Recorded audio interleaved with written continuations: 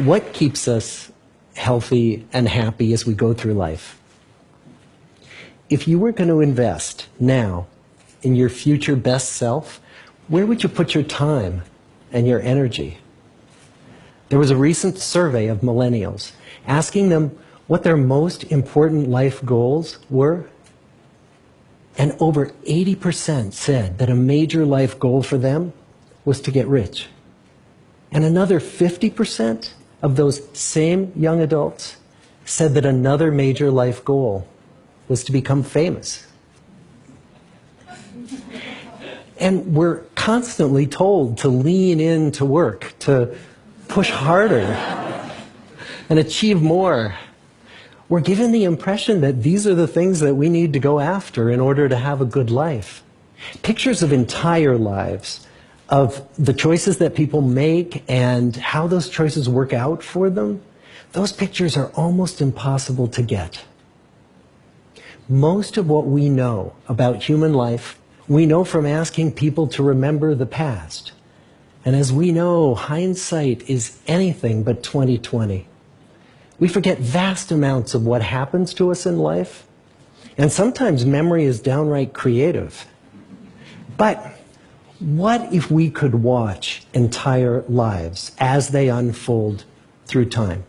What if we could study people from the time that they were teenagers all the way into old age to see what really keeps people happy and healthy? We did that. The Harvard study of adult development may be the longest study of adult life that's ever been done.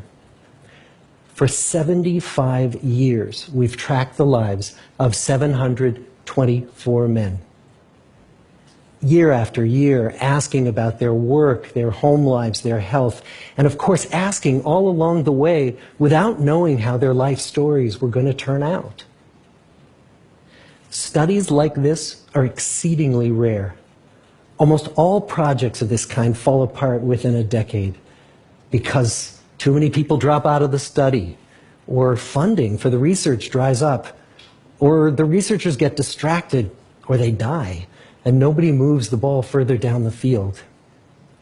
But through a combination of luck and the persistence of several generations of researchers, this study has survived. About 60 of our original 724 men are still alive, still participating in the study, most of them in their 90s. And we are now beginning to study the more than 2,000 children of these men. And I'm the fourth director of the study. Since 1938, we've tracked the lives of two groups of men. The first group started in the study when they were sophomores at Harvard College. They all finished college during World War II, and then most went off to serve in the war. And the second group that we've followed was a group of boys from Boston's poorest neighborhoods. Boys who were chosen for the study specifically because they were from some of the most troubled and disadvantaged families in the Boston of the 1930s. Most lived in tenements, many without hot and cold running water. When they entered the study, all of these teenagers were interviewed, they were given medical exams. We went to their homes and we interviewed their parents. And then these teenagers grew up into adults who entered all walks of life. They became factory workers and lawyers and bricklayers and doctors, one president of the United States. Some developed alcoholism, a few developed schizophrenia. Some climbed the social ladder from the bottom all the way to the very top, and some made that journey in the opposite direction. The founders of this study would never in their wildest dreams have imagined that I would be standing here today, 75 years later, telling you that the study still continues. Every 2 years, our patient and dedicated research staff calls up our men and asks them if we can send them yet one more set of questions about their lives. Many of the inner city Boston men ask us, "Why do you keep wanting to study me? My life just isn't that interesting." The Harvard men never asked that question.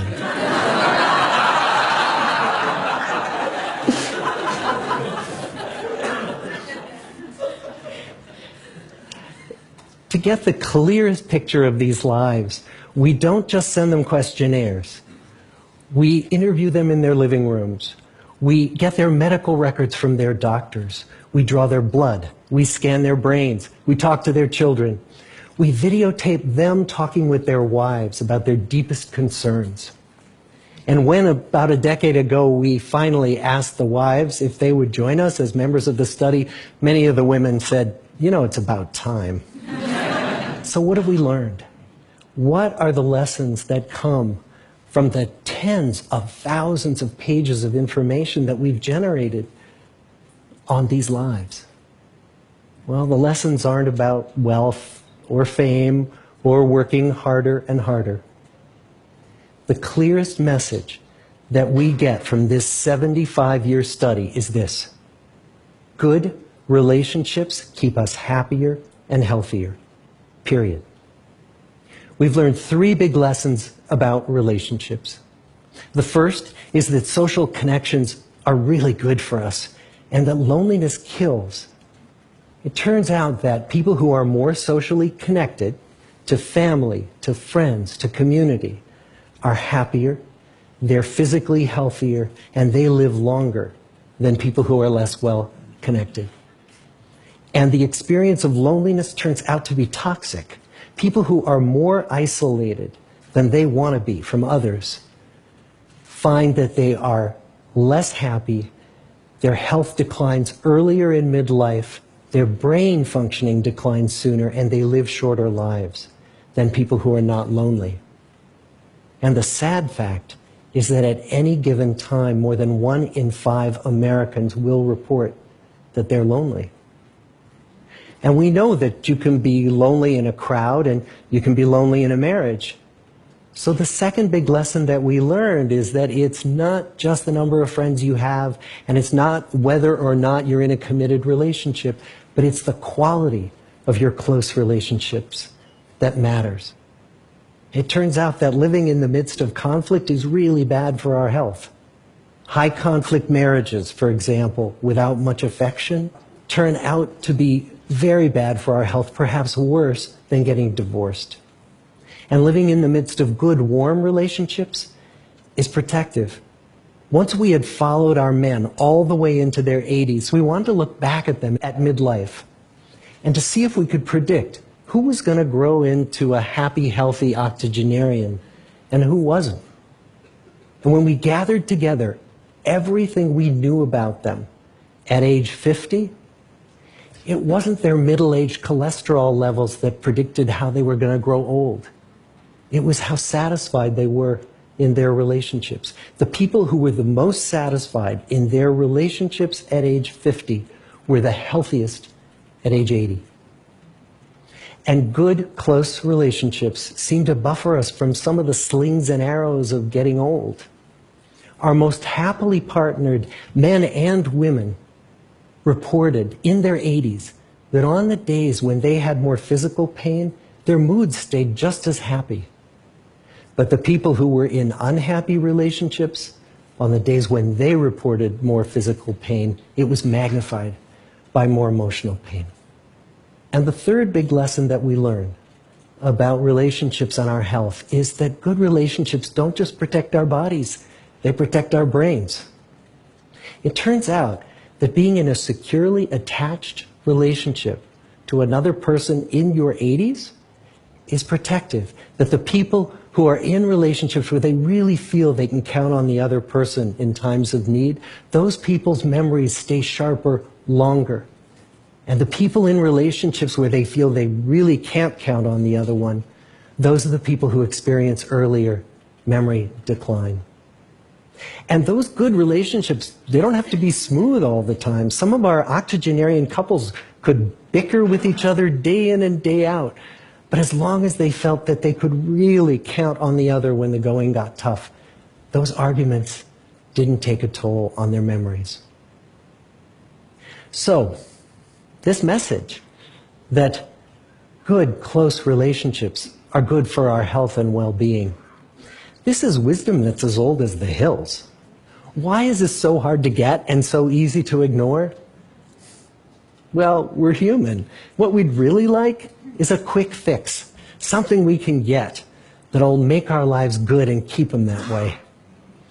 Relationships are messy and they're complicated, and the hard work of tending to family and friends, that's not sexy or glamorous.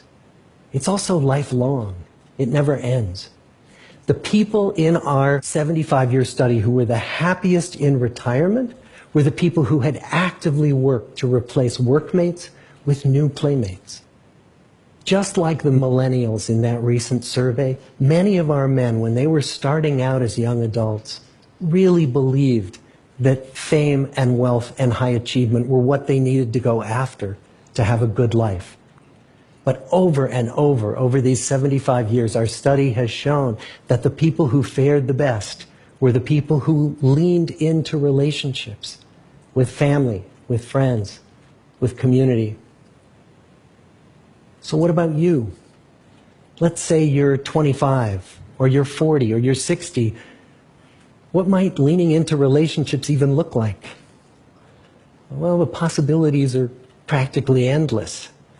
It might be something as simple as replacing screen time with people time, or livening up a stale relationship by doing something new together, long walks or date nights, or reaching out to that family member who you haven't spoken to in years, because those all too common family feuds take a terrible toll on the people who hold the grudges. I'd like to close with a quote from Mark Twain. More than a century ago, he was looking back on his life, and he wrote this: "There isn't time, so brief is life, for bickerings, apologies, heartburnings, callings to account. There is only time for loving, and but an instant, so to speak, for that. The good life is built with good relationships." Thank you.